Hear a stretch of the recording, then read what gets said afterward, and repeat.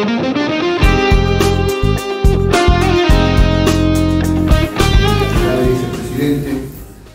y bueno, para deciros que esto es un espacio de un foro de debate que hay en Granada, que existe en Granada, hay muchos, pero este es especial porque este no tiene ninguna conexión con nadie. Este solo tiene una conexión con la idea de cada cual y con la libertad de cada cual, ¿no? De manera que lo que intentamos aquí es que a todos aquellos aspectos, temas que hayan de actualidad o del tipo que sea, bueno, pues se aborden y se vean aquí en las actividades que vamos organizando. Tened en cuenta que el Ateneo de Granada tiene una serie de secciones. La sección más amplia es la de humanidades, porque ahí recoge todo lo que serían aspectos literarios, presentaciones de libros, de literatura y cosas así, ¿no? Y luego tenemos la sección de Derecho y Sociedad, de Salud y Sociedad, y de Educación y Sociedad. Y cada una de estas secciones, hay más, ¿no? Es que no recuerdo ahora tampoco. Y cada una de estas secciones pues tiene una serie de ciclos. Unas tienen un solo ciclo, otras tienen más. Y en este caso el ciclo que tiene la de Educación y Sociedad es el ciclo de la educación privada. Es un ciclo que ya tiene una trayectoria de tiempo, porque viene ya llevándose a cabo desde hace ya unos cuantos años. Incluso, no sé, recuerdo si la pandemia o alguna actividad relacionada con el ciclo, pero bueno, que siempre hay, en la educación siempre está ahí, ¿no? Y bueno, pues este año hemos, José Manuel Martínez Alcalde, que es co-coordinador junto conmigo del ciclo, pues lo que hemos planteado 6 temas, 2 por cada trimestre, porque el número de actividades del Ateneo es muy extenso. Y al final había que acotar un poquillo y se le dijo a las secciones que hicieran, que restringieran un poquito el número de actividades, porque no podíamos estar a 4 actividades cada semana, sino que, bueno, pues se pensó que era prudente tener al menos solo 3. A veces nos pasamos un poquito también en alguna ocasión, porque ya depende un poco de lo que vaya subiendo y demás, pero bueno. Entonces, bueno, 3 secciones, y que cada sección tuviera, o cada ciclo, tuviéramos por lo menos 2 actividades al trimestre, que es como la línea en la que estamos en este ciclo de la educación al debate. El Ateneo, para quien no lo conozcáis, es una institución que tiene 3 momentos históricos. Tenemos, voy a decirlo así de manera rápida, hay un primer periodo que no lo hemos abordado en ese libro que está por ahí, que es la historia del Ateneo, que ahora yo se lo pasaré a las personas que invitamos aquí a las actividades del Ateneo, pues ya les regalaremos un libro para que lean y conozcan. Esa primera etapa tiene que ver, es a finales del siglo XIX, de 1882 a 1895 aproximadamente, que está funcionando el Ateneo, el Ateneo de Granada, científico y literario se denominaba, y estuvo ahí funcionando y tal. Y luego hay otro momento histórico que es el de 1925 a 1932. Es un Ateneo en el que se están dentro de él, pues, todos aquellos representantes de la Edad de Plata que se conoce, la Edad de Plata de la cultura granadina en ese periodo. Estoy hablando de Benito Durán, de Federico García Lorca, Manuel de Falla, de Gallego Burín, de Torres Palmar, en fin, ahí está. Y en el año 32, curiosamente, el Ateneo deja de tener ya constancia documental, se diluye. Estaba Fernando de los Ríos, con el inicio de la República, el nombrado, que fue presidente del Ateneo, Fernando de los Ríos, que es nombrado ministro de Instrucción Pública, en fin, por eso digo. Se pierde un poco la pista a partir del año 32, que es una cosa curiosa, ¿no? Porque en el momento en el que España estaba iniciando ahí un proceso de renovación, de cambio, y el Ateneo, que había nacido un poco, bueno, no en contraposición, pero un poquito con el Centro Artístico y Literario, que tenía una línea distinta. El Ateneo era un poquito más de otra naturaleza y más progresista, ¿no? Pues bueno, pues se diluye y queda hasta el año 2009, que se retoma otra vez lo que sería el Ateneo, y se refunda de nuevo el Ateneo porque un grupo de personajes de la Granada, de la cultura de Granada en ese momento, del ámbito de la literatura, la ciencia, de la universidad, en fin, todo eso, y el Ateneo que tenemos ahora, que se dice y esperemos que perdure muchísimo más tiempo, ¿no? Que no llegue un momento en que digamos, bueno, ya nos hemos aburrido, que se pierda la batería. No, la batería tiene que continuar. Bien, bueno, pues en la línea, como digo, de plantear y ofrecer debate a la sociedad granadina y abordar aquellos temas que consideramos que son importantes, pues esta tarde nos pusieron aquí un poquito el tema de la formación inicial y permanente del profesorado. No la formación del profesorado, por eso la intencionalidad de poner la inicial y permanente, para que la universidad esté presente y para que el resto de etapas del sistema educativo esté aquí presente. Y bueno, pues nosotros ya, esta sería la cuarta actividad del ciclo. La primera fue el tema de las reformas, si las reformas realmente habían servido para algo, si las reformas habían hecho que la educación en España hubiera dado un paso adelante. Siempre todas las reformas aportan, de alguna manera no podemos hablar y decir, no, lo que pasa es que son muchas, porque lo que necesitaríamos, o lo que desde mi punto de vista es que una reforma que hubo, bueno, que fue la LOSE, bueno, pues a partir de ahí no estuviéramos retrocediendo, quitando o procurando en reformas distintas a ver si lo que no nos gusta de esto. El problema de la reforma es la politización, y el problema de la educación, yo lo he dicho, es la politización que tiene. La política es el mayor enemigo que tiene la educación. Lo siento, pero es lo que yo considero personalmente, desde mi punto de vista. Porque si no, se dejaría mucho más tranquila y se dejaría que se abordaran pues, la dinámica propia de lo que es, bueno, pues, un espacio social y demás que debe ir mejorando y debe ir dando pasos hacia adelante, acomodándose a los tiempos, pero no puede estar cambiando, no puede estar haciendo la vez al profesorado que lo que hicieron el día de ayer ya no vale porque no sirve, porque ahora viene un modelo curricular con una serie de elementos curriculares que parece que innova y parece que nos van a cambiar. Pero es que eso no es así, eso no es serio. Bien, luego nos detuvimos un poco en el tema de la innovación, y en ese momento pues tuvimos un ejemplo de una innovación que se está llevando a cabo en un centro en concreto, como es Virgen de Gracia, donde hay un proyecto allí conjunto de todo lo que sería el propio centro. Bueno, me pareció que era interesante y que lo presentamos aquí también. La siguiente actividad fue la que hicimos el día 30 de enero pasado, que fue sobre el tema de los retos de la docencia universitaria, de que tocar también a la universidad, de que ver qué pasa en la universidad con el profesorado, en cuanto a formación, en cuanto a modelos de metodología y demás, ¿no? Bueno, lo abordamos y ahora pues nos centramos un poquito en la formación inicial del permanente del profesorado. Bueno, para esta mesa redonda pues ya invitamos a las personas que están aquí que nos acompañan.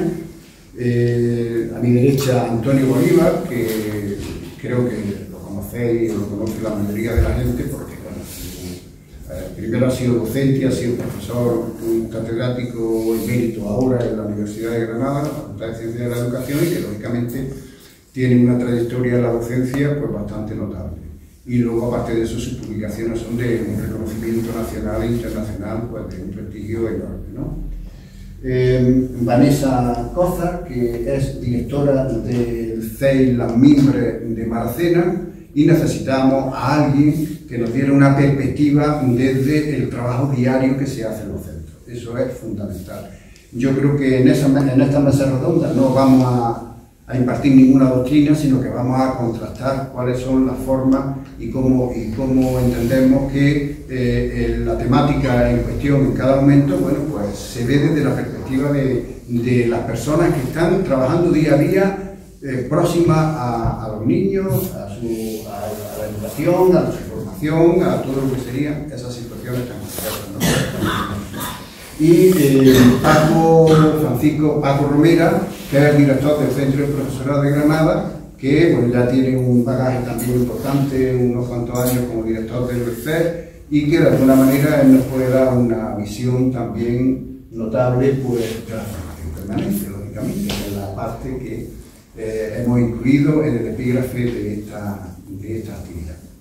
Entonces, yo el primer paso que voy a dar allá ir dando la palabra a los miembros, a la mesa, es que nos presenten, nos hablen un poco del panorama de la formación inicial y permanente del profesorado en la actualidad, es decir, viendo, bueno, pues, cómo cabría calificar la formación ya ni inicial ni permanente, cada cual que se centre en la parte que le corresponde.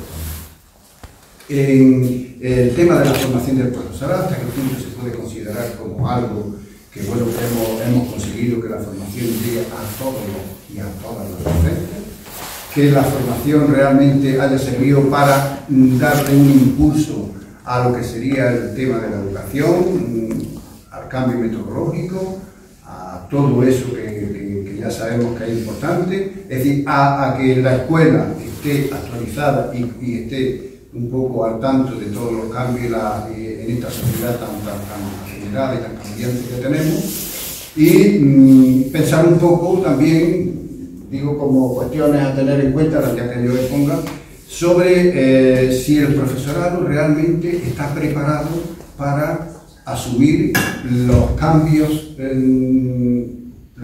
que se producen en las distintas reformas que se han ido produciendo. O pues que hay demasiadas reformas y al final es que no da tiempo a adaptarse un poquito a esos cambios que sugieren la reforma, porque a veces las reformas también pueden estar un poco fuera de tono en muchas ocasiones. Bueno, pues yo con este planteamiento quisiera que ellos empezaran ya a intervenir y que, bueno, que tengan en fin, un poco de la óptica y del pensamiento propio de las actividades sobre las que se han centrado en su actividad profesional. Podemos empezar por la pregunta, ¿no? Sí, bueno, como queráis. Después, en cualquier caso, se pueden hacer preguntas. Y sí, yo estoy muy bien, bueno, como decía, y aquí José Manuel, yo estuve con él durante 15 años, con un gran director, está muy vinculado con secundaria y en la universidad también, pero conozco lo de magisterio y sobre todo me he vinculado también con lo que ha sido la formación en secundaria, que casi cabría decir que en 40 años no se ha tocado casi nada, ¿no? En formación inicial. Y por eso se relegó en aquel momento en la LOCSE, Álvaro Marchés y otros se relegó a la permanente, que es cuando adquirió todo el papel, ¿no? Pero la secundaria se cambiaron todas las reglas del juego, ¿no? Se le quitó a los catedráticos de instituto hasta el propio nombre, ¿no? A cambio, y se entró en una secundaria obligatoria que más en aquel momento se adecuaba, así lo dijo Antonio Viñao y otro grande, y yo, a lo que era el perfil de magisterio que a la formación que tenían inicialmente los de secundaria, ¿no? En aquel momento no tenían la formación de secundaria, era para licenciados, no tenían grado, pero después ha venido el grado y ha seguido prácticamente igual. Y ahora en los últimos tiempos, sabéis, no se podía hacer esta reforma a los LOE si no se adecuaba estos 30 o 40 años aplazadas, con algunos retoques que ahora entraremos, como el paso del CAP al máster de secundaria, pero digo, no se podía hacer si no se entraba en el tema de la formación de profesorado. Ese era un tema complicado y se relegó en una disposición adicional séptima al plazo de un año para presentar una propuesta uniformada, consultada las comunidades autónomas, lo que decía textualmente era precisamente eso, se compromete a presentar una propuesta normativa consultada a las comunidades autónomas y los representantes del profesorado. Ya en aquel momento estuve yo con la viceconsejera a primeros de enero, por tanto en enero del año siguiente, del 22, y dice, no han consultado nada. Digo, entonces, ¿qué van a sacar a últimos de mes? Y en efecto, no habían consultado con las comunidades ni con los representantes. Y por el modo, como esas 24 propuestas se enuncian, ¿no?, de reforma y toca algunos puntos, pero por el modo que se enuncia, la dirección escolar, etcétera, los leves toques de algunos incentivos profesionales, no se atreve a decir carrera profesional, etcétera, se veía que aquello no iba muy lejos.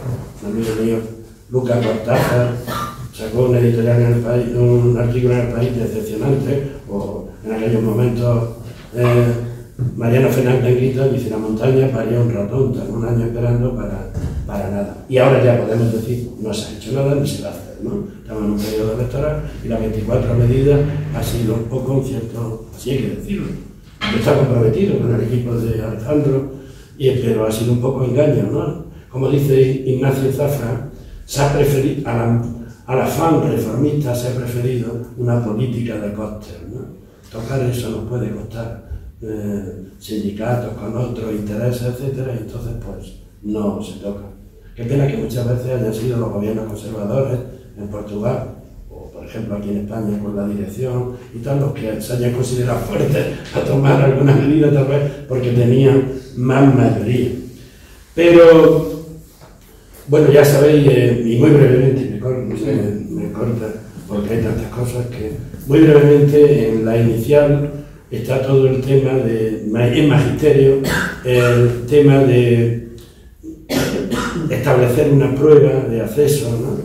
Y reformar también, retocar lo que serían los propios grados, ¿no? Con un mayor grado de experimentalidad, porque ahora mismo, cuando se quitó los incentivos que tenían los centros para asumir la tutoría, ¿no? Pues se ha quedado en gran medida al arbitrio de qué centros están dispuestos a recibir a los tutores, y también por parte de la universidad. No siempre se acoge el práctico, pero se supervisa los centros ni nada, ¿no? Se deja un poco estamos hablando en general, ¿no?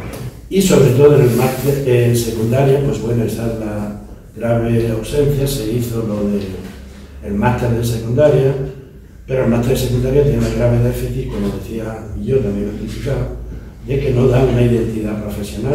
José Manuel Esteves fue el primero que habló del tema. La identidad profesional sigue siendo disciplinar, y como no hay otra perspectiva, tal, pues entonces hago el máster de secundaria, ¿no? El propio máster de secundaria es una oposición rotunda a todas las universidades, y esta es la primera. Decía la vicerrectora en aquel momento, ese máster no se implantará en Granada nunca, ¿no?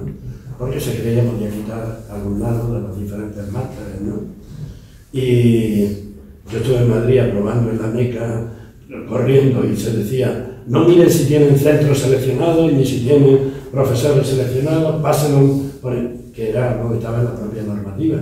El máster será el práctico en centros especialmente cualificados, no tanto en Cataluña lo han hecho, en Cantabria también, y por tutores también seleccionados. Y aquí en Granada, pues, por ejemplo, no, y no es que yo tampoco eso lo hago.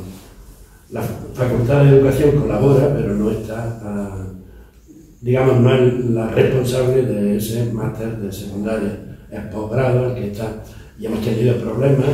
La última suerte que ha habido un profesor de secundaria de matemática, Antonio Moreno Verdejo, que bueno, ahora lo ha tenido que dejar por un problema burocrático, el que lo ha sabido llevar un tanto adelante.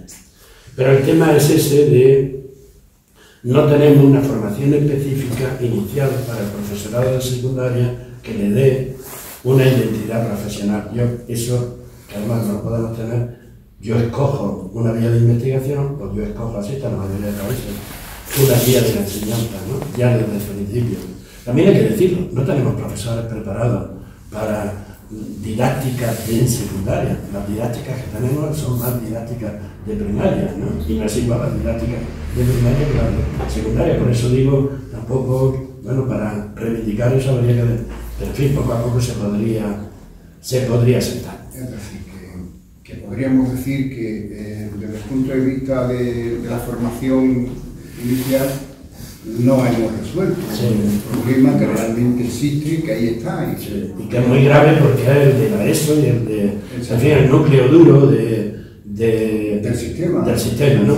Que viene de la 12, que se relegó, no tocar la formación inicial en aquel momento, aparte de la propia reestructuración, ya no se atreven a tocarla. Yo creo que era hasta los 15 y haberle dado el bachillerato, la secundaria o la FP 3 años, ¿no? Porque ahora se ha quedado sin identidad.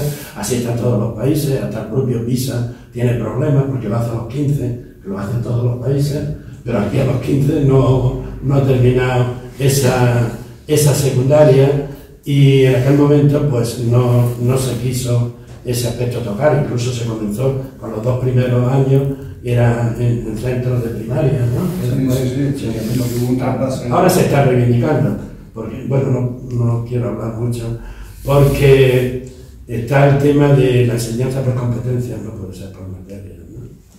Y es verdad que algunos han aprovechado y han hecho algo, por ejemplo Miguel Soler, y tiene un grupo de expertos que elaboró la estructura, ¿no? Y ahora íbamos a tener una reunión.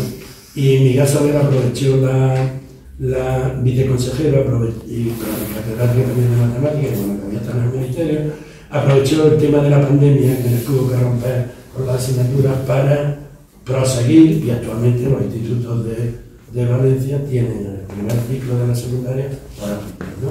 Lo puso obligatorio en el boletín y después lo tuvo que quitar porque, bueno, ya sabéis, hay sindicatos y cosas que...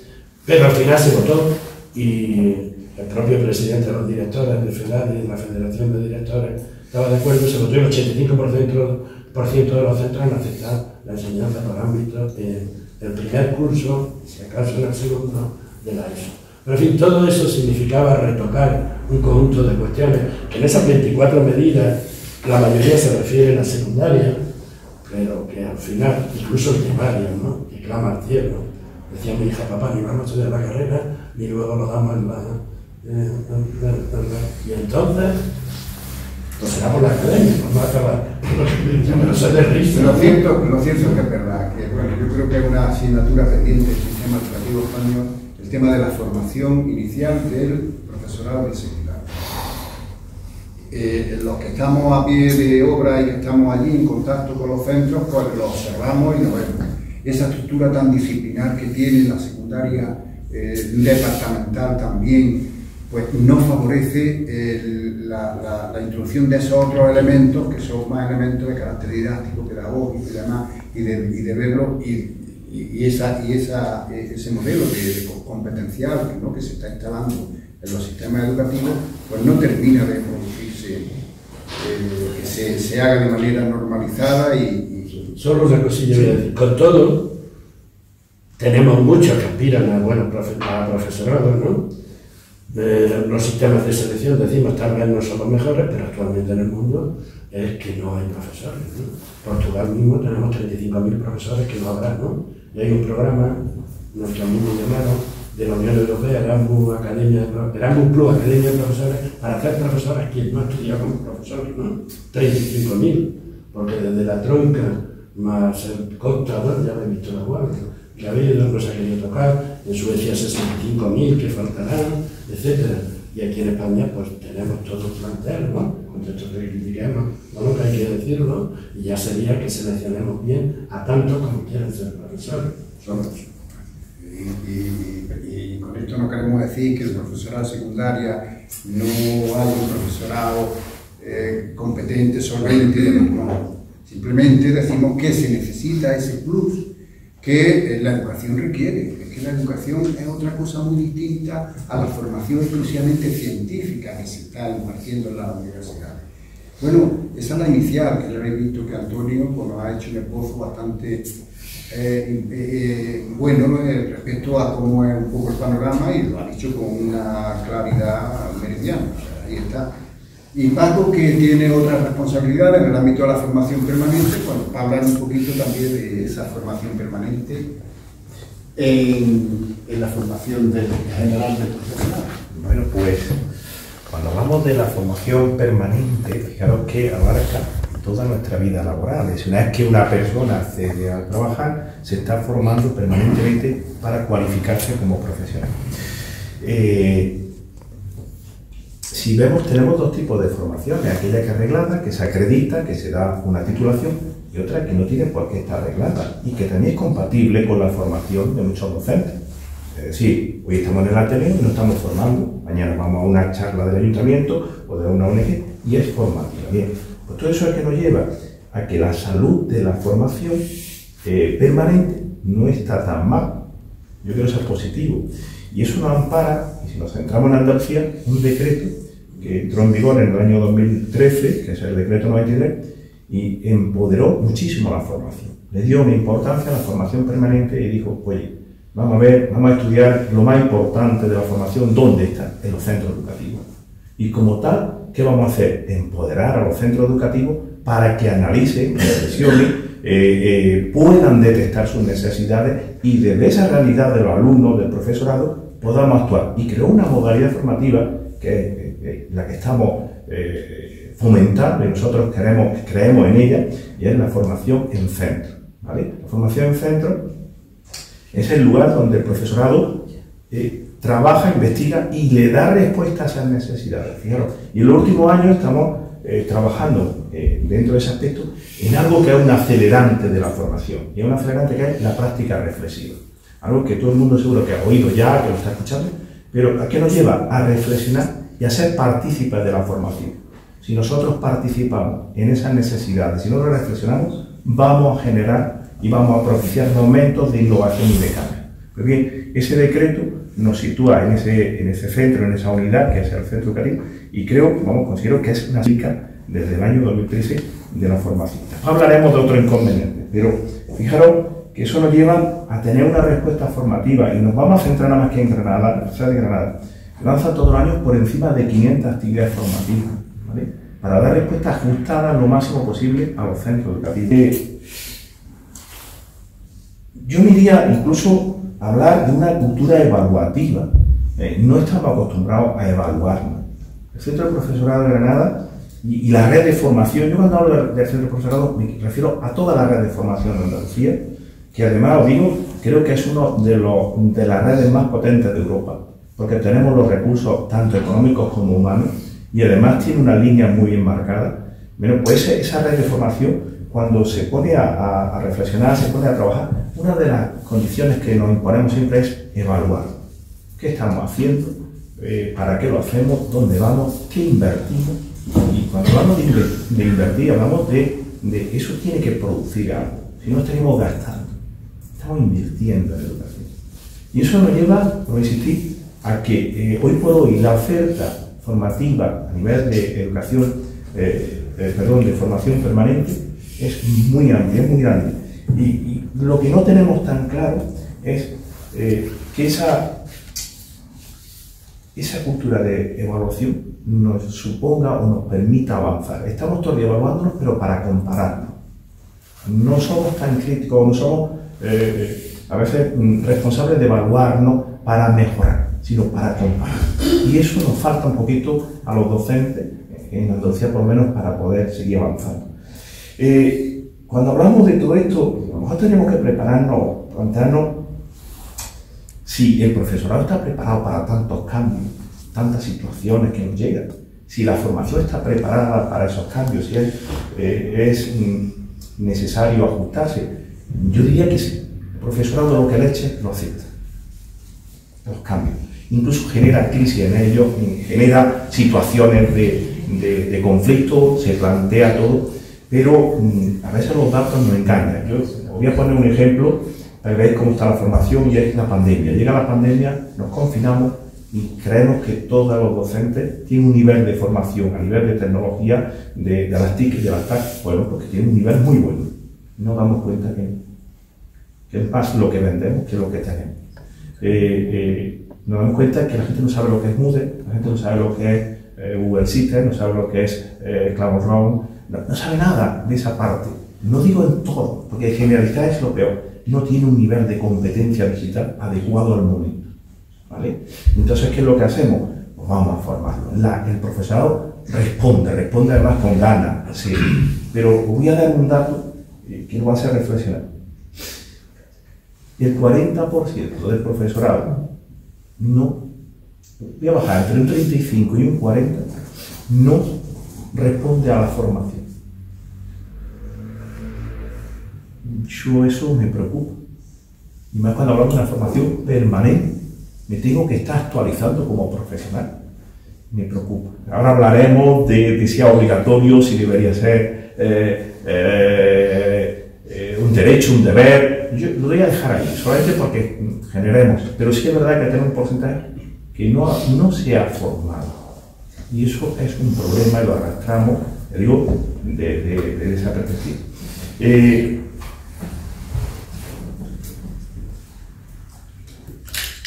Es cierto que después nos encontramos gente que es asidua a la formación, que además incluso reincidente, ¿vale? Reincidente quiere decir que va más de una vez, 2 veces al año a formarse. Bien, pero pensar que cuando nosotros hacemos estudios de datos, ver cómo se está formando nos encontrábamos que 1 de cada 4 personas no se había formado nada en los últimos 5 años. Teniendo una sociedad tan cambiante, y antes la sociedad cambiaba muy lentamente, teníamos cambios cada 50 años, cada 40. Hoy en día, donde incluso estamos asistiendo a cambios drásticos en 5 años, 6, no está actualizado, no está formado, es un problema. Y me voy a datos muy concretos de McKinsey, de Pearce, que han hecho estudios y dicen, señores, un sistema educativo es más bueno, da mejores resultados, se consiguen más cosas cuanto más cualificado, formado y comprometido está ese profesorado. Por lo tanto, señores, si no los tenemos formados los docentes, si no los tenemos cualificados, si no les dedicamos formación, pues nuestro techo nos limita esa preparación de nuestros docentes. Ha introducido ahí 2 elementos que son 2 palabras muy claves en el tema de la formación. Discute el trabajo ímprobo que están haciendo la red de formación de los centros de profesorado en Andalucía. Eso no se discute porque están ahí, están haciendo un esfuerzo, están tratando de que toda la formación esté encarrilada hacia todo lo que son las necesidades del profesorado, ese contacto directo con los centros, solicitando y demás. Hay un porcentaje de profesorado que no va a hacer nunca, que no hace un curso de formación nunca, independientemente de que digamos que los cursos de formación pudieran ser de una naturaleza o de otra, un enfoque o el otro.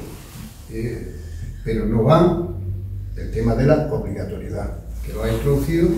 Y luego hay otro elemento que yo quiero también, que luego ya se hable, si eso, que es la repercusión en el aula de la formación, de esa inversión tan enorme, porque es cierto que la red de formación de Andalucía, en los años de vigencia, desde el año 83, 84, que empieza y se inicia todo, bueno, tiene la inversión en formación ha sido de una manera, vamos, una inversión grandísima, ¿no?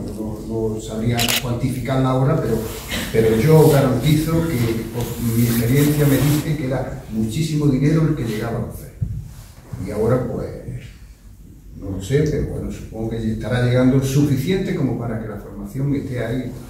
Entonces el tema de eso está repercutiendo luego en el trabajo que se hace en el aula, porque al final todo esto que estamos haciendo y todo esto en lo que nos movemos, temas de formación inicial y formación permanente, es el trabajo que se hace en la escuela. Ese es el importante. Todo es importante, pero ese es el fundamental. Porque ahí es donde se sustancia totalmente todo lo que sería el tema de la formación de nuestras generaciones jóvenes. Entonces, para hablar un poquillo cómo se ve esto desde la perspectiva de los centros, pues Vanessa nos puede comentar alguna cosa Claro, nuestra perspectiva de los centros pues es diferente porque yo desde luego no tengo la percepción que tiene un marco tan optimista de que los profesores estamos muy preparados para afrontar estos retos que tenemos ahora mismo. Es decir, claro que podemos ponernos, claro que podemos plantearnos una mejora, de hecho la necesitamos de una manera urgente, pero no estamos preparados. No estamos preparados porque, en primer lugar, porque son muchos los retos que tenemos ahora mismo los docentes, son retos muy complejos y no se nos ha preparado para ello. No se nos ha preparado.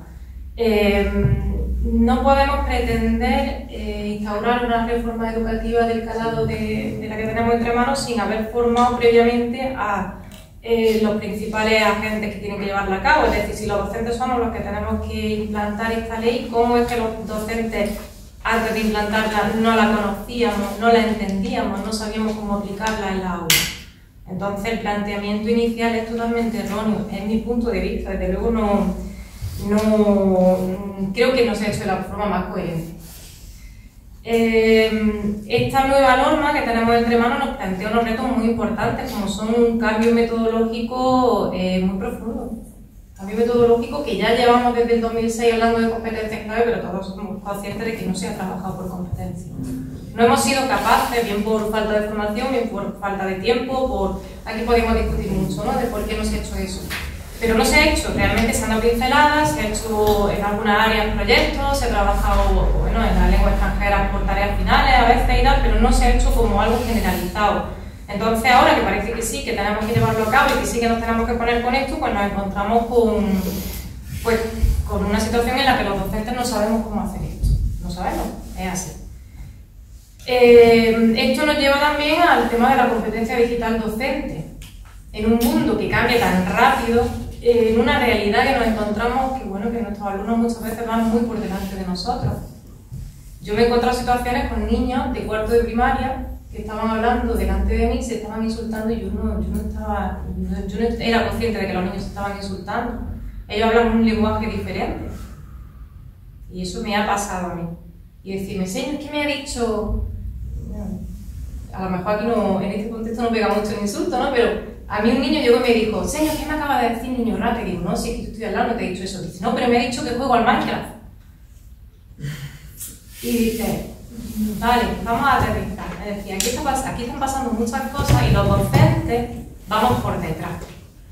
Entonces nos estamos encontrando una realidad muy compleja. Nos ha tocado una época muy difícil en ese sentido. Entonces tenemos que darle un empuje muy importante a la metodología, tenemos que darle un empuje muy importante a la competencia digital docente, no solamente para que nosotros seamos capaces de aplicarla. Es decir, es cierto que antes de la pandemia, como ha dicho Paco, era anecdótico lo que nosotros hacíamos en las aulas con las nuevas tecnologías. Desde la pandemia hemos avanzado mucho, ya sabemos lo que es un entorno virtual de aprendizaje, ya sabemos lo que es una plataforma, ya sabemos utilizar muchas herramientas que antes no sabíamos, es que no nos quedó otra. Pero todavía no somos capaces de implicar al alumnado en esa competencia digital docente. Nosotros no somos capaces. Vamos primero a desarrollar la nuestra y luego vamos a intentar que los niños la desarrollen.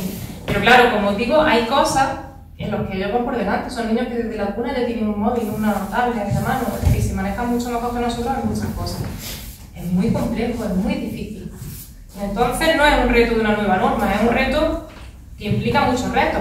Y no somos capaces. Ahora mismo, tal cual está la situación, no somos capaces. En cuanto a la formación inicial del profesorado, yo, bueno, me centro más en primaria porque es la que yo me formé.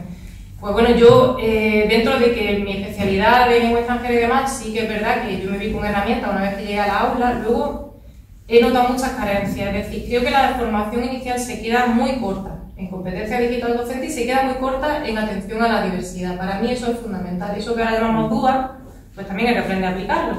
Otro reto que tenemos ahí, los docentes. El DUA que hay que meterlo en todos los apartados de las situaciones de aprendizaje, que no es una cosa que dice, venga, vamos a aplicar una pauta DUA. No, es que hay que aplicarlo desde que tú empiezas a pensar en tu situación de aprendizaje. ¿Cómo se hace eso? Pues necesitamos formación, Paco. Y los centros docentes, pues elaboramos nuestros planes de formación derivados de esa evaluación que nosotros hacemos, de esa autoevaluación, planes de formación que tú incluyes en tu proyecto educativo y que los trasladas a los centros de profesorado y empezamos a solicitar formación. Claro, la formación en centro está muy bien, pero conlleva, pues eso, conlleva otras dificultades y otros problemas que muchas veces es difícil abordar en los centros, más burocracia, que a los maestros no se les puede pedir más. No podemos pedirme a los maestros que levanten hasta absolutamente de todo, si lo que queremos es aprender a llevar esa norma a las clases. Es así, es lo que yo considero. Entonces, luego, claro, esa formación que tú introduces en tu proyecto educativo es obligatoria, ¿verdad, Antonio? Claro, pero ahora yo le pido una formación al CES y me la pone un miércoles y un jueves por la tarde, y luego está la conciliación, y está que como obligado con maestros un miércoles y un jueves por la tarde al CES. Todos esos problemas nos encontramos en los CES. O sea que hay una realidad evidente en los centros que no podemos obviarla en absoluto, no podemos obviarla, porque ella lo ha dicho, Vanessa lo ha dicho, que se encuentran ante muchísimos retos y que no, a veces cuesta trabajo darle respuesta. Pero fíjate que yo quiero romper una lanza a favor de todo el trabajo que se ha hecho previamente antes de que llegue una reforma. Las reformas parece que vienen a cambiarlo absolutamente todo. Y yo lo que quisiera también pensar que el trabajo que han hecho los docentes de ahí para atrás tiene una validez, tiene un valor.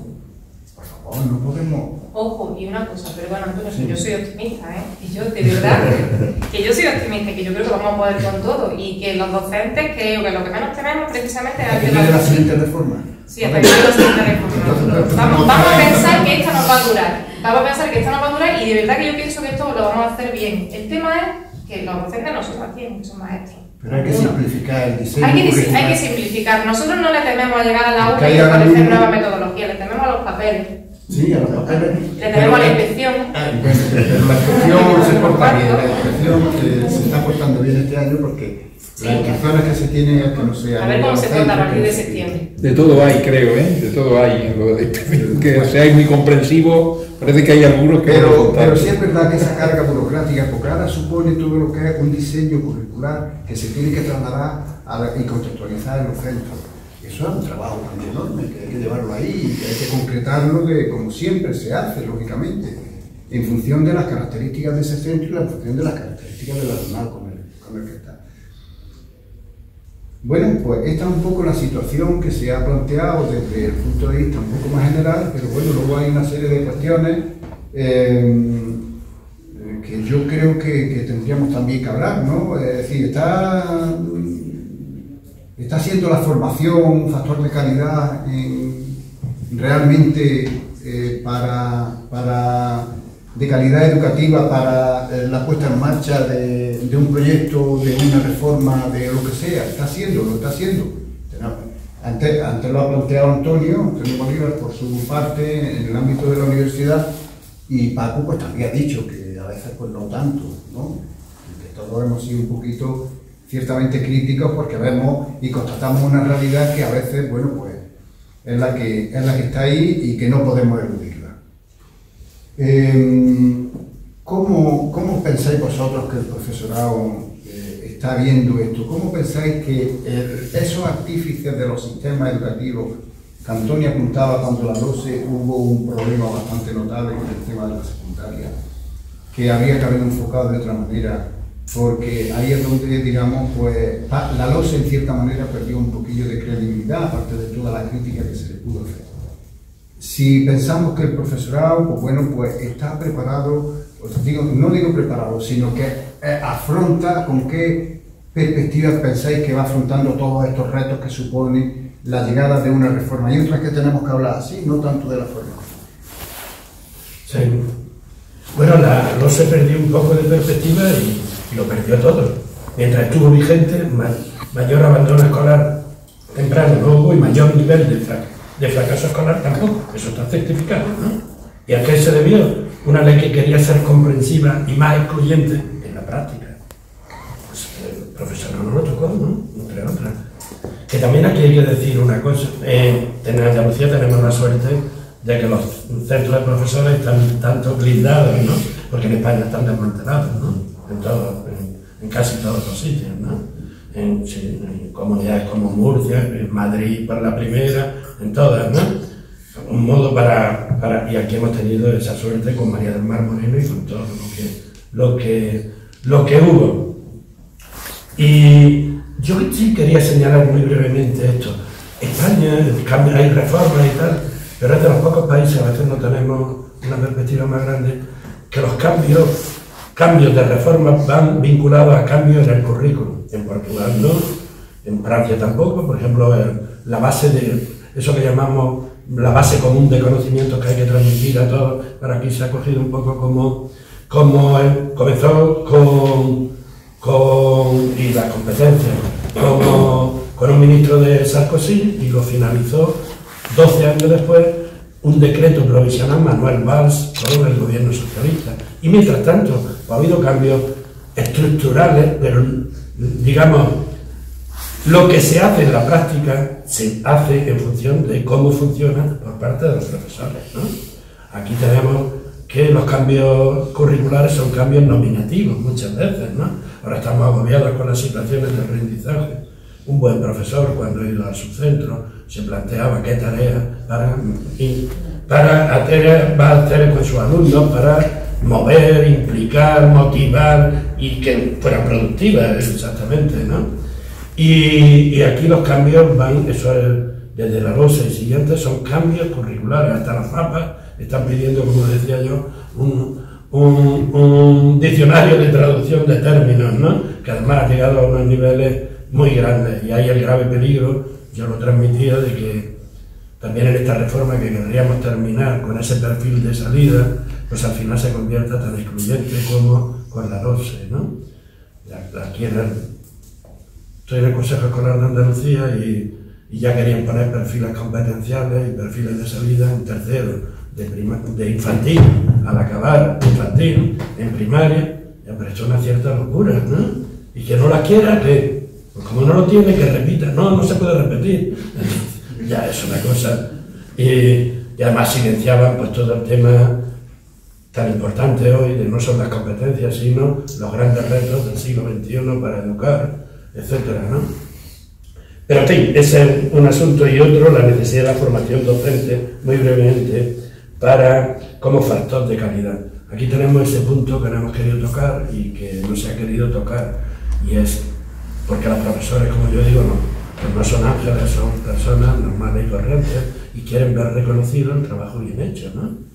Es un poco el tema, y no solo la carrera geográfica, que decía mi compañero Carlos Marcelo, que es la única que existía muchas veces, ¿verdad?, ¿no? Irte trasladando hasta que ya te acerca al lugar oportuno, ¿no? Y esos incentivos.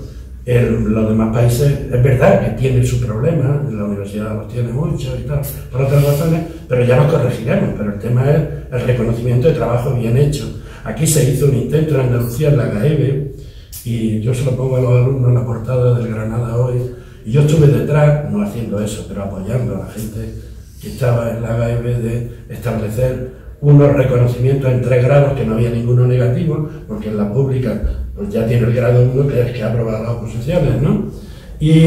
Pero sí los otros, y que al final daría lugar a profesores expertos, que por ejemplo reconocidos, que además darían, y no tiene por qué significar grandes complementos, sino ese reconocimiento, por ejemplo, los tutores en los centros de algunos de magisterio, otros pues serían, ¿no? Y en ese tema que la dirección escolar, por supuesto, ¿no? Si los profesores son los más importantes, los directores aún más, en la medida en que pueden mover a todos ellos. Y ese tema pues tampoco se ha querido tocar, y muy levemente en esas 24 medidas se apuntaba, pero muy poco.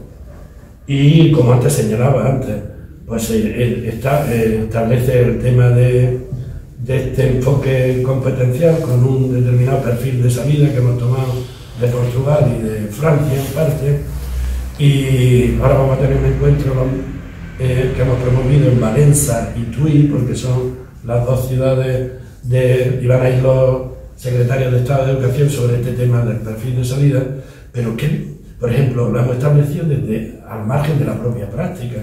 Que digo yo, perfil de salida, las competencias claves, bueno, ya no son las del 2006, tienen que ser las del 2018, pero se trasladan, y yo lo he criticado tal cual, de allí a aquí. ¿Y dónde existe en un centro de secundaria la competencia lingüística? No, está partida en los diferentes idiomas, en la lengua, y en otros sitios en la lengua local. Pues va unida a todas, ¿no? Ya, pero eso no va unido en el papel. Para ponerse de acuerdo en la práctica tiene que unir esos ámbitos, o no digamos el tema de la competencia en matemáticas, en tecnología, en ciencias de la naturaleza. Pues en matemáticas va muy mal conmigo, ¿no? Y él decía, pues conmigo no va mal. Ya, pero esto, claro, tenemos esto completamente separado, y eso pues es fruto de todo un trabajo previo que no se puede introducir solo, y de un trabajo previo, perfil de salida en Portugal o en Francia, porque la reforma no lo introduce desde arriba, sino que lo introduce a partir de esa propia práctica. Somos de los pocos países,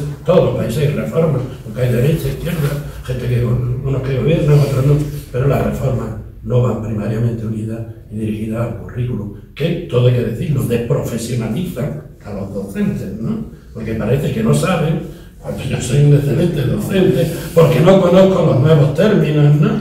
Que además en algunos casos, pues, y en la NOS se tenía muchos, son términos que no son castellanos, ¿no? Que son transcripción del inglés o de otro tipo, ¿no? Sí, es cierto. La terminología ha sido una espada de Damocles que ha caído sobre el profesorado, porque parecía que si no te ponías al día con la terminología y con los términos que utilizaba relacionados con el currículum, pues parecía que ya no sabía y que ya, bueno, que te habías quedado muy obsoleto. Pues no, mire usted, no necesariamente eso tiene que ocurrir de esa manera. Y nos hemos obcecado en ese sentido cuando realmente teníamos que ver qué es lo que eran los elementos sustanciales, que eran los que nos permitían trabajar con nuestro alumnado determinadas cuestiones que en algún momento eran capacidades y luego fueron competencias y ahora son competencias específicas, ¿no? Esa especie de remedio de objetivos operativos y esas cosillas, ¿no? Bien, bueno, ¿y eso cómo se ve desde los centros y desde el centro del profesorado? Porque hay una cuestión, a mí me parece que si todo esto que se mueve y todo este engranaje que tenemos, toda esta maquinaria, al final no repercute en los cambios metodológicos y en la práctica docente, no hemos hecho nada. ¿Qué pasa? Vamos a ver, toda formación, el objetivo de la formación es provocar un cambio metodológico, un cambio innovador. Pero si eso no revierte en el aula, nos estamos equivocando. Si nosotros vamos a muchos cursos, nos formamos mucho, pero eso no lo llevamos a la práctica, no incide en el día a día del aula, señores, nos estamos equivocando, estamos tirando dinero, no lo sé. Eso es lo primero. Segundo, nuestro objetivo, como decía antes, es valorar ese impacto, que no es exclusivo, la formación no es la que al final da el resultado del profesorado del alumno, incide la familia, el lugar, todo eso. Pero sí es cierto que cuando nos encontramos un cambio legislativo, lo que intentamos es no salir de esto que se llama nivel de confort. Cuidado, todo cambio normativo nos genera un desasosiego, una inquietud, ¿y qué va a pasar aquí? Intentamos buscar similitud, y hay expresiones muy propias. Esto es lo mismo que antes, pero ahora le hemos puesto este nombre. Si es lo mismo que antes, ¿para qué nos vamos a preocupar? No puede ser lo mismo. Buscamos esa similitud, pero para no salirnos de ese nivel de confort, que es lo que nos podría llevar a cambiar nuestra metodología. Hoy en día, los cambios que están llegando es para hacer cambios metodológicos. Pues lo aceptamos y hacemos cambios metodológicos, lo que hacemos es, a lo largo de nuestra vida laboral, reproducir de forma sistemática lo que hicimos el primer año, con pequeños retoques. Pero no sería un cambio metodológico, una innovación, sino estaríamos duplicando, replicando y haciendo lo que incluso a veces nos enseñaron nuestros propios maestros. Sí, evidentemente. Yo siempre he dicho, y hace muchos años que lo decía, si pudiéramos tener la capacidad de resucitar a un médico en la actualidad, sería incapaz de hacerse frente a una consulta. Después de 100 años de haber muerto, 50 o 25, no conoce nada de diagnósticos protocolarios. Si cogemos un maestro hace 100 años, lo traemos al mundo, se dedica a enseñar, a sumar, a multiplicar, a escribir, y sería hasta estupendo. Porque los cambios metodológicos nos cuesta trabajo y la innovación dentro de la educación. Por eso, vuelvo a insistir, la formación permanente debe inducir y debe llevar a ese cambio, a esa reflexión. Tenemos que reflexionar sobre lo que estamos haciendo. Pero Paco, tiene que creérselo el profesorado también. Fíjate que he dicho antes, formación, actualización, pero compromiso. Compromiso, pero el compromiso... ¿Qué porcentaje de profesorado? Lo que se le ofrece tiene que tener credibilidad. Por Y supuesto. el profesorado tiene que encontrar la necesidad de que eso tiene que hacerlo. Por supuesto. Eso si no le damos la herramienta, lo que estamos entreteniéndolo o incluso engañándolo. Quizá ese tiene que ser la realidad, y nosotros cuando lanzamos una formación tiene que estar muy pensada, meditada y preparada para que no genere o incluso ya vendrá otra formación y demás.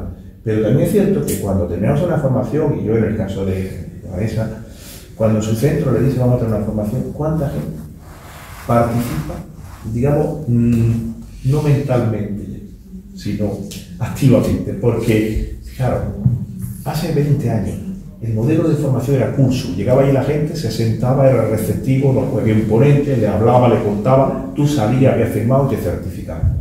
Hoy en día ese modelo ya no existe, apenas, ha pasado, se ha invertido, ahora es el curso semipresencial, y no es que no estoy allí, sino yo recibo una formación, voy a reflexionar y tengo que hacer una tarea, y esa tarea está relacionada con el aula.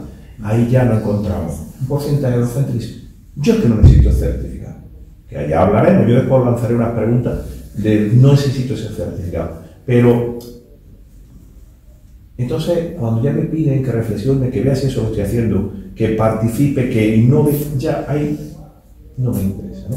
Y no quiero ser con esto duro, porque no todos los docentes hacen eso no es cierto.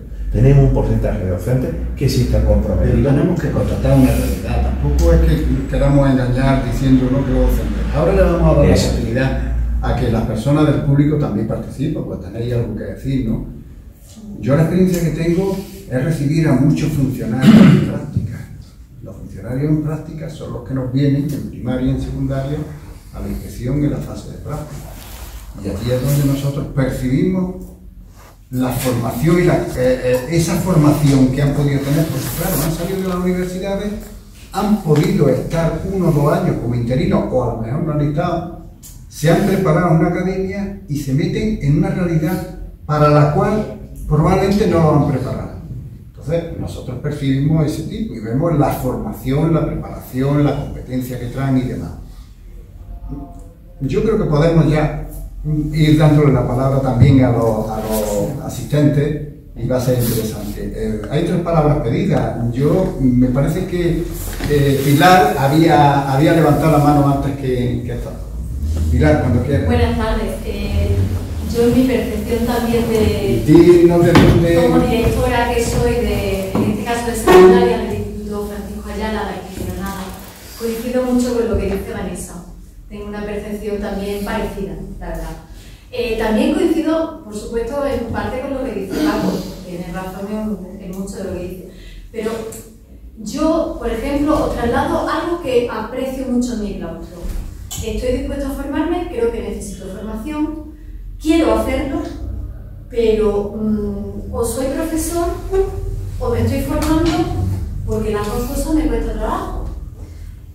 Por la mañana en el centro y con mucha burocracia, que no es solo de clase. Y ojo, que se desburocratice el tema no significa que haya menos papeles, porque en CLIC, en Seneca damos 1.500 millones de clics, por lo cual eso al final es burocracia también, ¿no? El tiempo que nos invertimos en eso. Pero, claro, al final, si por la tarde voy de motu propio, porque me lo tomo en serio, porque creo que debo formarme, porque quiero llevarlo al aula y demás, pero lo que decía Vanessa, la conciliación, al final te ves que los que más acuden son los más jóvenes que están empezando y son más conscientes a veces de esa necesidad, los que no tienen familia porque no tienen niños pequeños y ese tipo de cosas, ¿no? Y lo que sí aprecio es que dicen, si yo pudiera dedicarme un día por la mañana a ir a formarme, sin duda. O sea, se nos piden las dos cosas, pero claro, una parte queda mucho en el lado de la voluntariedad, vamos a decirlo así, porque no se nos paga, el reconocimiento es escaso. Es verdad que lo que dice Paco también, ¿no? Hay gente que, bueno, como hace falta puntos para los sesenios, pues por ahí lo hago, ¿no? También es cierto, no vamos a decir que no.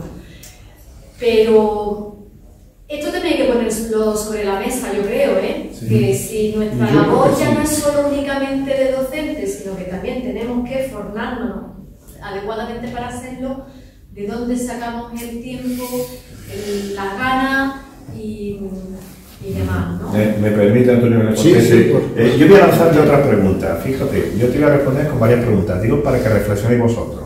Yo voy a lanzar la primera pregunta es, ¿deberías de prescribir la formación? ¿Deberías de tener un límite? Vamos a ver.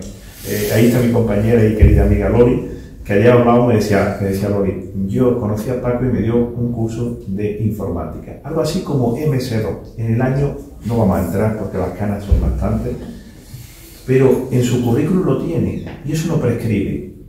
En cambio, para un puesto específico o una situación te dice, mire usted, los 10 últimos años, lo que usted tenga, lo anterior no nos sirve.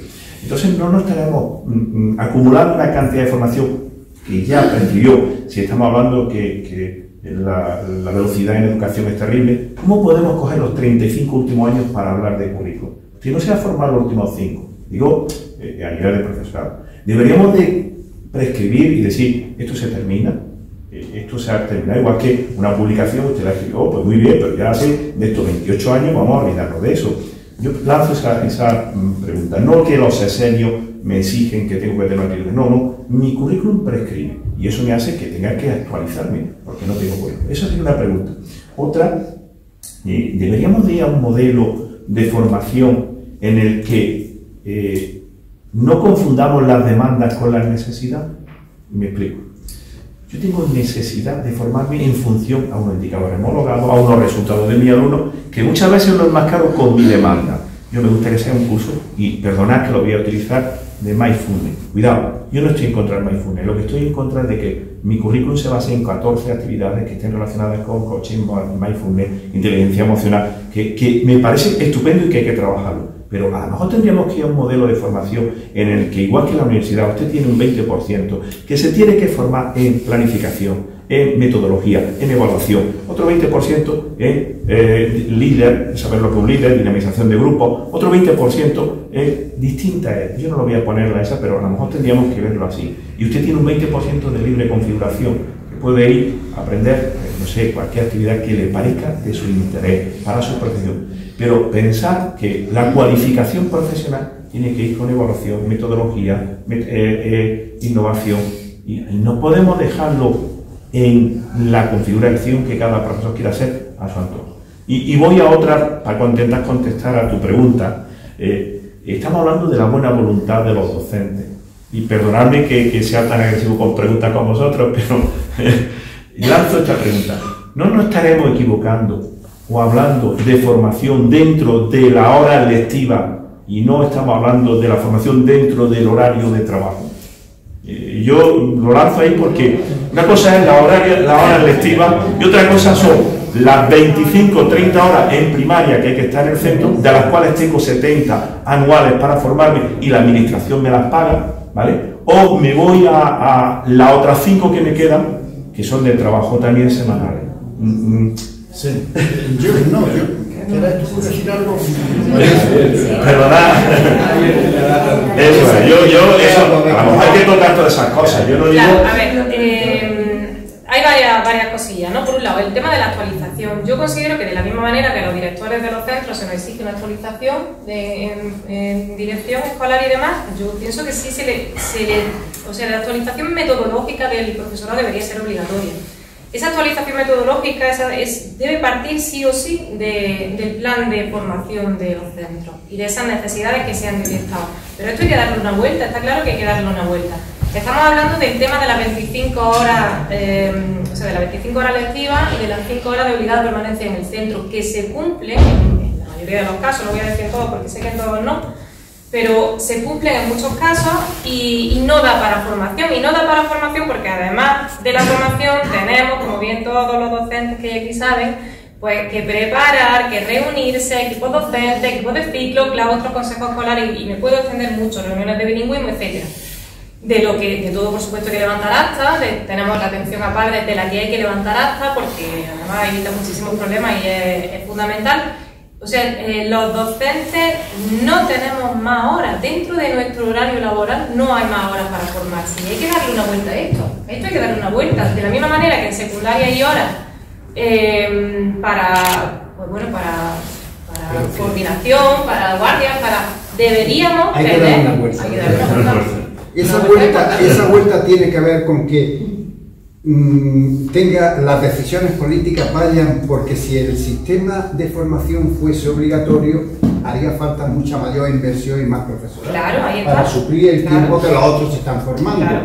Eso, a este gato no le ha puesto el cascabel ninguno de los gobiernos de la democracia. Y hubo un intento, y perdonad que interrumpa, hubo un intento, y quizás los que sois docentes y habéis visto en la escuela, la hemos llevado a vuestra vida antes del decreto 93, hubo un intento en el que se planteó, resulta que el mes de julio todos los docentes están a disposición de sus delegaciones, y por lo tanto, ¿qué os parece? Que la universidad está vacía, tenemos todas las aulas libres y vamos a hacer un campus universitario en el que van a estar formándose la gente pues 60 horas, 70, lo que haga falta, y lo vamos a tener todo el mundo aquí. Por aquello levanto ampollas, pues que se va a mover, tal. Digo porque a veces no es cuestión de dinero. Los recursos económicos municipales los tenemos. He introducido otro elemento. Daría para mucho. Baltasar. Yo voy a ser algo muy discrepante con casi todo lo que he dicho. Muy bien, me parece. La mayor estafa que hay, no en España, en el mundo occidental, la mayor estafa económica de daño a las personas es los sistemas educativos. Me dice, bueno, tendrás que argumentar eso, ¿por qué, verdad? Solamente conozco en profundidad el español. Yo empecé a ser profesional en el año 65, en plena dictadura. Luego pasé, anteriormente a esa fecha, yo fui alumno de la dictadura en los años 50 y conozco bien cómo enseñaban, cómo estaban preparados los profesores. Es decir, que casi puedo hacer una historia desde el año 50 hasta hoy. Los profesores no están preparados, ninguno, o casi ninguno, perdón. Toda generalización es falsa y en este caso rectifico. El 90 y tantos % no están preparados y son víctimas, no son responsables. O sea, que quede esto claro. Porque es culpabilizar, el que no está preparado, culpabilizar a los enseñantes. Pero si los enseñantes saben, practican lo que le han enseñado teóricamente a la Facultad de Ciencias de la Educación, y yo voy diciendo que si se cierra por 8 o 10 años no pasa nada. El descenso y la calidad de la enseñanza en este país no pasa nada. Os lo digo sinceramente. Porque ¿quién forma? ¿Quién van a transmitir lo que no han pisado muchos centros ni de primaria ni de secundaria? Si es que no conocen la complejidad de los centros. Yo como he estado de profesor, director, inspector y soy culpable de la LOCSE, coautor de la LOCSE, no me voy a flagelar, porque sé por qué no llegó a buen puerto, como siempre. Porque hay dinero, no había dinero, y no es, y pues la educación no es prioritaria, y como no es prioritaria, pues ni los cursos de formación ni nada. Todo lo que no sea, como la compañera María que ha dicho, que sea voluntarismo, autoformación, como no esperéis, o no esperemos, yo me incluyo, nada de la administración educativa. Nada. Cuando yo aprobé la LOCSE, estábamos en un 4,5% del PIB. Seguimos ahí. Y reivindicamos el 7%. Pero bueno, ¿de dónde vamos a sacar ese dinero? Porque la pregunta que se planteaba, por eso venía, porque me interesa mucho el tema de la formación. Yo creo que estamos de acuerdo que sin formación de calidad del profesorado, el sistema educativo, la formación de los ciudadanos, es lo que hay en general en el sistema. La alienación es lo que prima por toda Europa. Aquí en España estamos a lo mejor peor que en algunos países europeos, pero no creemos que allí atan los perros con longaniza, ¿eh? Que no. Porque no forman para que podamos pensar nosotros, analizar nosotros, reflexionar nosotros y dar alternativas a nosotros, no. Estamos ya en serie, los programas, hasta ahora, y creo que siguen los libros de texto, homogeneizan el currículum de tal manera que hasta los métodos de texto, porque el libro te obliga ya de alguna manera a un sistema de enseñanza, ¿no? Entonces, yo no tengo esperanza ninguna en la legislación. Ninguna. Y decir, repito, Estado inspector también, director. No. El problema que tenemos es esta magnitud al mismo tiempo. Que entre las actividades burocráticas, además cada vez, tú lo has apuntado, cada vez más actividades burocráticas. Pero la evaluación es una penalización, es un castigo. ¿Por qué? Porque los profesores no saben cómo la evaluación diagnóstica para atender las necesidades de los alumnos que tienen esa carencia para influir y corregir eso. No estamos educados en eso, no nos han formado en eso. Entonces yo pido a los profesores y directores, liberaros de esa responsabilidad, no soy culpable, soy víctima. Soy de alguna manera para tranquilizar. Y en segundo lugar, todo depende efectivamente de la política educativa. Esto, y como la política educativa es una de las actividades más complejas y más difíciles que hay, si lo es dirigir un centro o llevar una zona de inspección, etcétera, etcétera, la política educativa es muchísimo más complejo porque entran muchísimas más variables de todo tipo, política, económica, lingüística, etcétera. Eso tenemos que abordar, a mi juicio, haciendo un diagnóstico de verdad sincero y real de lo que hay, de los recursos humanos que tenemos, lo que hay, los profesores que hay, los recursos materiales que tenemos, y sobre todo una cosa fundamental que nunca se ha hecho, buscar a los que saben de verdad, a los que quieren formar a los formadores. ¿Cuántos cursos de CAP han salido los que han estado allí? Y bueno, ¿y esto para qué me ha servido a mí? Si he perdido el tiempo, si no sé aplicarlo, porque el que está dando lo sabe, y como no sabe nadie da lo que no tiene. Pensar que no estoy haciendo ni personalizando, estoy describiendo desde mi experiencia lo que he podido detectar. Y me encantaría estar equivocado, me encantaría. Pero es que en los centros hay coordinación, se trabaja por equipo. Yo voy a contar una en el año 82, cuando estaba Juan Santaella de viceconsejero de Educación, yo siempre estaba en zonas periféricas, en el polígono, y maestro, el director, y solicitamos un proyecto de educación compensatoria para que pudiéramos en los centros formar equipos y seleccionábamos al personal, a los profesores.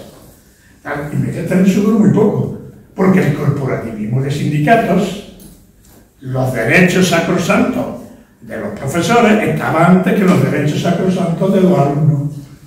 Y entonces, como cada maestrito tiene su librillo, aquella experiencia que por lo menos en el Río Grande fue enriquecedora, y me ofrezco, si queréis yo, a experiencia concreta, no yo solo, los que participaron, padres, todavía ya no queda mío, pero lo recuerdan.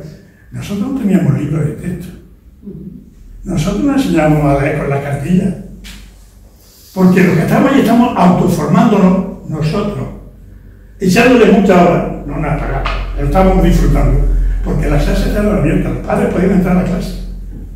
Y los compañeros también, no como en los mayores centros se cierran para que no vean lo que tú haces. Eso es una utopía hoy. Yo la reivindico. Pero es una utopía hoy. Si no hay medida, de alguna manera, no me gusta la palabra coercitiva porque es muy fuerte, pero tú has dicho de la formación voluntaria, no. La formación es obligatoria. Y el que quiera que sea un profesor, que no que se vaya a la ciencia económica. Es que tenemos miedo a hablar cosas que son evidentes. ¿El derecho de quién es? Es de los niños, ¿no? De la educación de los que estamos, por lo que nos pagan. Bueno, pues si nos pagan, ¿dónde está la profesionalidad? Que a un profesor o profesora de 3 a 6 años puede sustituirlo a ese profesor o profesora, cualquier persona que incluso a lo mejor le enseña mejor a esos niños que el propio profesor, porque tiene más capacidad de comunicación, porque tiene más sensibilidad, más afectividad, etcétera, etcétera. Es tremendo la ausencia de profesionalización que tenemos. Esto es. Y por esto también, yo los 3 años peores de mi vida, es muy satisfactorio, no sé, he disfrutado como un enano. Cuando a los 3 años de estar en el año 69 empecé a descubrir que me gustaba la enseñanza, que no quería enseñanza, y empecé a pensar por mí mismo. Los 3 años que pasé en el polígono de Cartuja, del instituto, no se lo arriendo a nadie. No por mala fe del director, es que el bloqueo organizativo, fijo, inexorable, que dice, no, mira, yo estoy en segunda de los niños de 12 a 14 años, quiero las 3 horas seguidas. Pero ¿cómo vas a estar tú 3 horas seguidas con esos niños? Digo, pero es que esos niños no saben leer. Y yo lo que quiero enseñarles a leer. Pero ¿cómo voy a desarrollar en las ciencias sociales que lo olvidaba si no saben ni comprenden nada?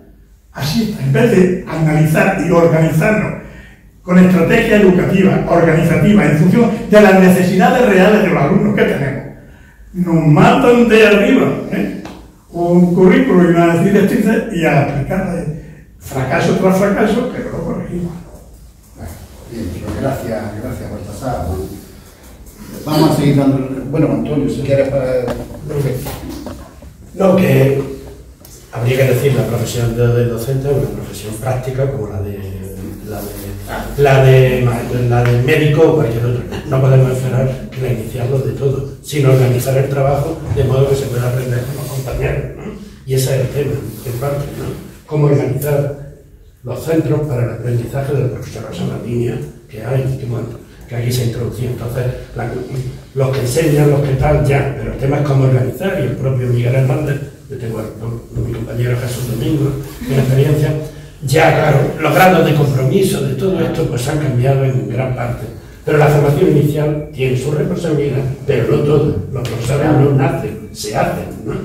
Y entonces, ¿cómo se hacen cuando hay espacios cerrados? No se puede hablar de lo que cada uno hace en su aula, etc.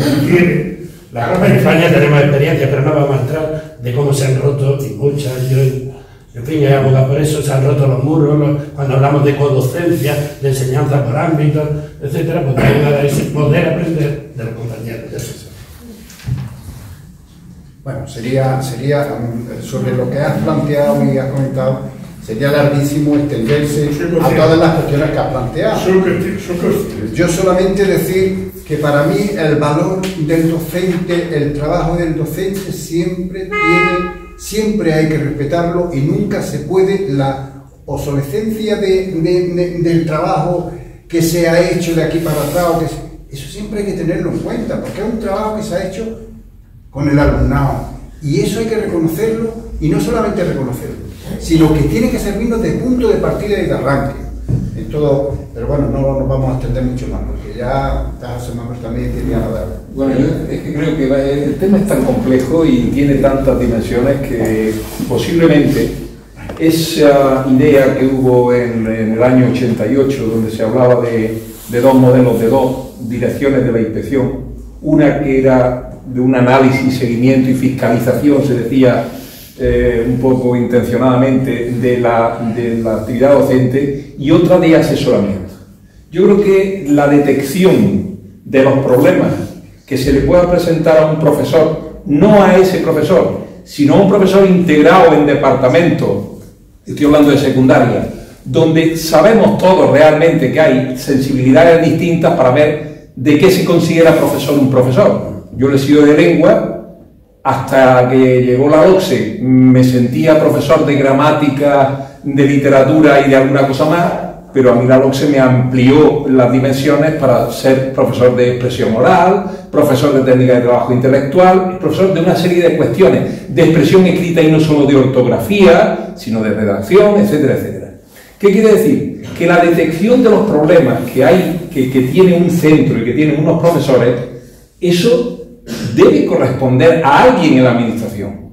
No sé si una mayor presencia de la inspección, no con un sentido fiscalizador, sino con un sentido de asesoramiento y de detección de problemas, y que el propio profesorado en los propios centros y en las propias reuniones de departamentos, es que hay una cosa muy curiosa, es que yo no sé si la inspección podrá decir eso.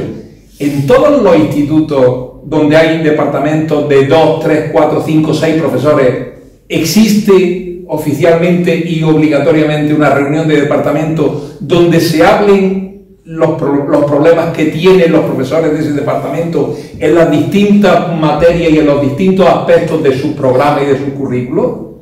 Porque a partir de ahí surge una cosa tan elemental. Mirad, yo soy de la primera promoción de formadores del año 88, y yo vi una cosa, allí me pasaron dos cosas, una práctica en la provincia de Granada y de Jaén, y otra en Madrid. En Madrid me encontré que hay un material didáctico tan impresionante, no sabemos qué fondo bibliográfico y didáctico del Ministerio de Educación y Ciencia, que digo, ¿esto cómo es posible que no llegue a las bases y que no llegue al profesorado?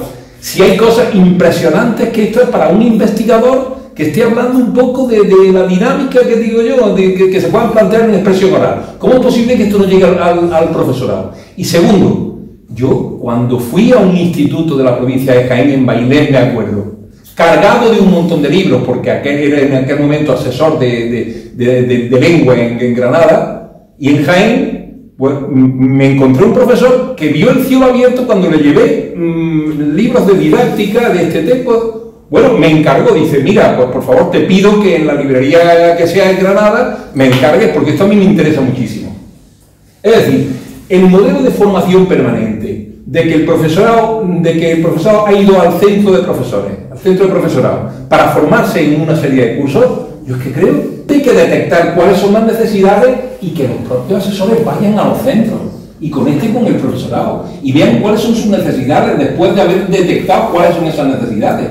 Y por supuesto que la formación no sea un tema voluntario, no puede ser, al final es que se falsea todo. Con el tema de los sesenios, resulta, bueno, yo voy a hacer un cursillo porque es que me faltan tantas horas para los sesenios. No, hay que establecer a ver de qué manera un profesor en su horario no lectivo, sino horario laboral, ¿verdad?, de la manera mejor posible, posiblemente a lo mejor es yendo asesores a los centros y a los departamentos, conectando y dedicando un día X de una reunión de departamento a hablar de una cuestión importante que se ha detectado.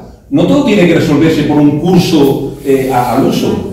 Yo creo que es que hay multitud de posibilidades y hacer llegar al profesorado también material didáctico impresionante que es fundamental para su... Y por supuesto reflexión de centros, equipos de profesores. Nosotros hicimos en el Generalife un año que desde el Departamento de Lengua planteamos multidireccionalmente a todo el centro cómo podíamos todos involucrarnos en el cuidado de la expresión escrita y del trabajo intelectual y en la comprensión, etcétera, etcétera. Bueno, aquello al final sería asumido más o menos por uno, pero... ¿Pero qué? Sí. Pero aquello fue factible, se llevó a cabo de manera conjunta por todo el profesorado. Fue factible durante un tiempo, pero no por todo el mundo. Pero hubo gente que se sintió involucrada. Gente que se sintió involucrada. Eso es un problema. Te encuentras en la situación de que a veces los proyectos que tienen los propios centros, proyectos didácticos, los proyectos curriculares o lo que pongan en marcha, a veces a ese se suman un número determinado. Eso no puede ser. Antes Baltasar hablaba de la experiencia allí en el Miguel Hernández, que fue una cuestión pionera en ese momento. Hoy existe en algún centro, nosotros trajimos aquí la experiencia que se está haciendo en Virgen de Gracia al respecto de esto, donde está involucrado todo el profesorado del centro. Pero desde infantil hasta bachillerato. Es decir, con una línea de trabajo que está ahí, ¿no? Es que es así como se tiene que trabajar. Es decir, si no hay esa confluencia de esfuerzos por parte del profesorado en una línea determinada, más o menos planteada, en el centro que debería ser del propio sistema y que estuviera un poco, que estuviéramos educados en la cultura del trabajo en equipo, que no estamos educados en este país. Tratamos de promocionarla con el alumnado, pero luego en la universidad de eso parece que cada uno hace la cara por su cuenta. En otro sitio lo mismo, y al final la cultura del trabajo en equipo, cuando sabemos que el trabajo en equipo es fundamental en todos los ámbitos de la sociedad, pues no está ahí. Por eso te decía que siempre lo hable ese tipo de iniciativas, pero bueno. No, además lo has dicho muy bien, el trabajo en equipo, el concepto que tenemos de distintas tareas es un trabajo en equipo, es un trabajo en equipo, lo que hasta ahora se hace, vamos a distribuirlo esto y no sé. Yo voy un poquito más lejos, desde el decreto 93 a los centros, cuando va una asesoría, que vuelvo a insistir, es una asesoría de proceso, una asesoría de reflexión, lo que se busca es analizar en conjunto con el centro las necesidades que tiene. Ahí hablamos de indicadores modulares, ahí hablamos de informes que remiten la propia inspección. Y nos encontramos muchas veces, que cuando tenemos es qué demanda el centro, qué necesidades tiene el centro. Y al final lo que terminamos haciendo, porque no coincide con sus demandas, que tampoco tienen nada que ver con sus necesidades. ¿Qué os parece? Te voy a poner caso. Tenemos una carencia, y los indicadores nos lo dicen, en matemáticas, tenemos un problema de conflicto, pero lo bonito que podríamos hacer es un curso de primer auxilio. Eso ocurre. Y no tenemos que, casi, y voy a utilizar una palabra, no me gusta, en formación de profesorado no somos buhoneros de la formación, es decir, vamos vendiendo cursos. Nosotros lo que nos interesa es que la gente haga el curso en función a esas necesidades. Y ahora tienes que convencerles que sí, que además de primer auxilio, tenemos que retomar qué estamos fallando en matemáticas, que los niños fracasan. ¿Qué estamos fallando en el ámbito lingüístico? Que estamos fracasando. No es ir al centro, se va a detectar y a buscar soluciones. Eso, las compañeras, que sobre todo en primaria se da, es donde se vuelcan mucho. Claro que infantil hay una atención y se involucra. En primaria adaptante, en secundaria no lo encontramos. En secundaria los departamentos son reacios a recibir. Incluso que se les cuestione cómo están trabajando. La metodología se cuestiona muchísimo. ¿Me vas a enseñar a mí? Yo que hice biología pensando en ser un biólogo y trabajar en el campo. Y ahora resulta que me encuentro en un aula. Pues claro, no tengo conocimientos, pero no tengo metodología, pero tengo unos conocimientos que yo no estoy transmitiendo. Pero la realidad de laboral es una realidad social distinta. Entonces, eso también el profesorado tiene que entenderlo. Hay una palabra pedida allí también al final de la sala. Sí, primero que todo agradecer y felicitar la actividad, porque lo que no se conversa finalmente no existe. Y si no se conversan los problemas, es como que los problemas no existiesen. Así que desde ahí agradecer. Mi nombre es Juan, yo soy chileno. Llevo viviendo 2 años en Granada porque estoy con una beca del Estado de Chile estudiando un doctorado en Ciencias de la Educación acá en la Universidad de Granada, me quedan 2 años más todavía. Y antes de dar la opinión muy brevemente, quisiera hacer el contexto justamente desde donde estoy hablando. Yo soy de formación de grado, profesor de filosofía, y llevo ya más de 10 años siendo académico en una universidad, bueno, en algunas universidades chilenas. ¿Qué es lo que pasa? Que desde donde vengo me encuentro con una ley laboral que tiene trabajando el profesorado en la escuela 44 horas. De las 44 horas, 37 horas son adentro de aula, y por lo tanto entenderán que la conciliación familiar no existe, porque todo lo que tiene que planificar, realizar evaluaciones y todo lo que eso implica se hace en casa. Entonces, cuando hablamos de procesos formativos, vengo de un país donde los procesos formativos formales, ¿cierto?, institucionalizados, llámese magíster o máster, como se le llama acá, y los de doctorado, tienen un valor de 3.000 euros anuales y los magísteres duran 2 años, o 6.000 euros anuales que son los doctorados y duran 4 años. Y intermedio se han creado cosas como los que se llaman diplomados de 160 horas que tienen un costo de 1.500 euros para esas 160 horas. Y el profesorado entonces tiene además estatuto docente propio, porque el sueldo mínimo en Chile es de 450 euros.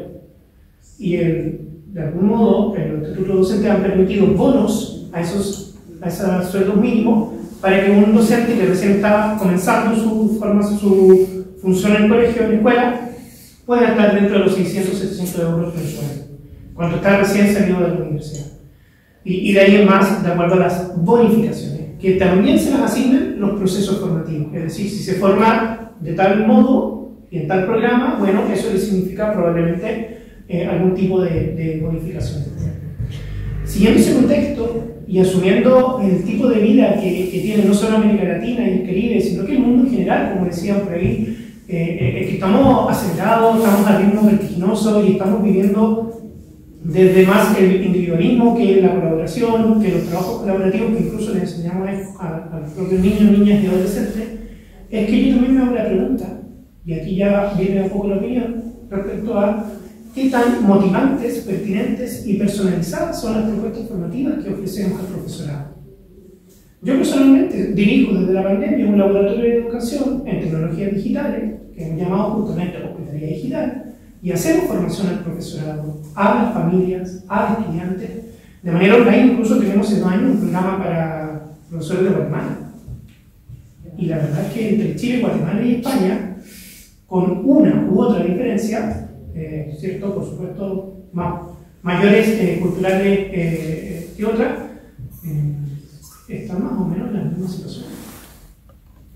Están sucediendo los mismos conflictos, en unos más, en otros menos, pero en todas las preguntas siguen siendo las mismas. ¿Cómo desde una cultura estandarizadora de la formación docente dejamos de lado las experiencias de aprendizaje personalizadas? Yo me pregunto si el profesorado del Virgen de los Nieves, donde tengo a mis niños, porque viene con la familia para acá, se necesita la misma formación que en el Gómez Moreno, que está en el Paisí, o en el, no sé, en alguno de los pueblos cercanos distintos a Granada Capital. Me anticipo a responder que son entidades de las experiencias. Entonces, para que sean motivantes y para que además sean pertinentes, también me hago la pregunta si es que estamos consultando a los niños, niñas, adolescentes y a las familias. Porque mientras estamos, por ejemplo, para hablar de lo que yo sé más, que es el tema de tecnología, cuando estamos haciendo procesos formativos en tecnología, competencias digitales, DICOM, EDU, por ejemplo, como tal acá, al profesorado, los chicos y chicas desde los 14 años legalmente ya están en TikTok. Y están haciendo uso de redes sociales, ¿cierto? Que probablemente, y estamos en la Semana Internacional del Aprendizaje mediado por dispositivos móviles, que probablemente la escuela no se le está, ¿cierto?, formando en aquello. Y las familias están permanentemente preguntando cómo lo hago, cómo le uso las pantallas, desde qué edad les puedo pasar una pantalla a mi niño. Y el profesorado, cuando habla de tecnología, se está principalmente centrando desde las formaciones que recibe en las distintas partes del mundo, no voy a hablar solo de España, de ¿cierto?, competencias digitales de usabilidad del ordenador, del portátil, del Moodle, del aula virtual, del entorno virtual de aprendizaje, y ojo que nos encontramos muchas veces muy desfasados generacionalmente. Pero es en el aula donde esas generaciones se encuentran. Y finalmente es donde se requiere tener estas conversaciones respecto a las formaciones que sean motivantes, pertinentes y personalizadas. Yo no sé si alguien quiere... Yo iba a poner el ejemplo de Chile porque está de arriba abajo, ¿no? Y tengo aquí, dirigiéndole el doctorado a una beca Chile, al subdirector general de básica de Michelet, ¿no? Gonzalo Muñoz, el autor de la ley de inclusión, etc. Y es verdad, cuando hablamos del tiempo y nos quejamos, pues hay otros países, pero bueno, cada país es un contexto. No en vano están bajando las matrículas en pedagogías, ¿no?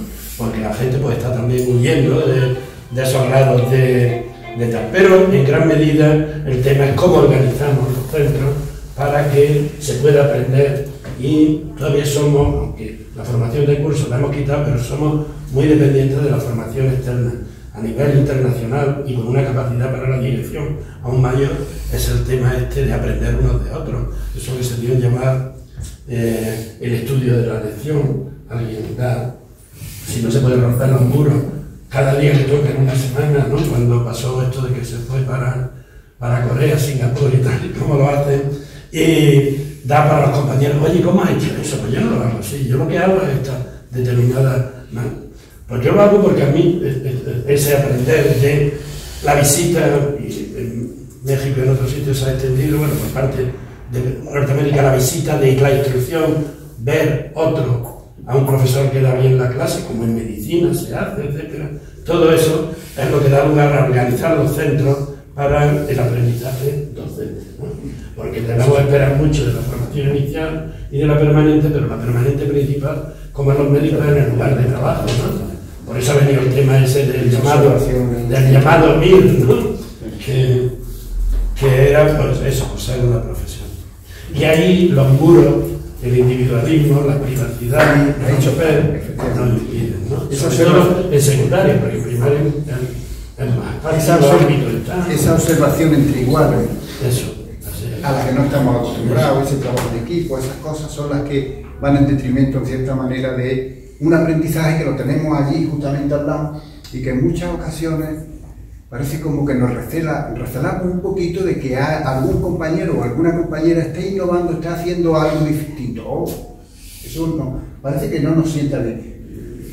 Eso tú, Vanessa, por casualidad tienes algún tipo de percepción al respecto de que sí, alguien que quiera... Mi percepción es diferente porque es verdad que en nuestro centro sí que intentamos desde siempre trabajar de una forma colaborativa. De hecho, nosotros sí hemos centro, en grupos de trabajo donde ha participado todo el profesorado. También es verdad que la gente ya está un poco cansada de, pues eso, lo que hemos hablado antes, de la burocracia que conlleva cierto tipo de formación.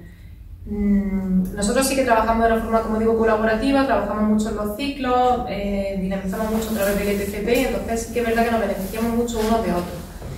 A mí me gustaría decir, porque claro, el tema de la formación permanente y demás, es cierto que hay formaciones que son maravillosas, es decir, que se hacen cosas en el CES geniales y que se aplican al aula no un tiempo después, sino al día siguiente de hacer la formación, y es una realidad. Yo soy muy asidua al CES, yo el trimestre pasado creo que hice 7 formaciones y para este tengo 9. Una online, otras presenciales, en fin, hacemos lo que podemos también con el tema de la conciliación. Y es cierto que hay muchas que son maravillosas, luego hay otras, pues bueno, y hay compañeras que han hecho las mismas que yo, pues aquella primera de aproximación al marco legal de la LOMLOE, que fue con lo que todos empezamos, porque había que ponerse con aquello, y era un resumen, un esquema de la normativa, no había más, es así. Entonces, pues bueno, que sí, que tú, yo a mí me van a quedar muchas cosas por decir, porque yo sabía que yo traía mucho, porque bueno, que lo que pasa en los centros pues lleva mucho, esto lleva mucha amiga, este tema tiene mucha amiga. Que bueno.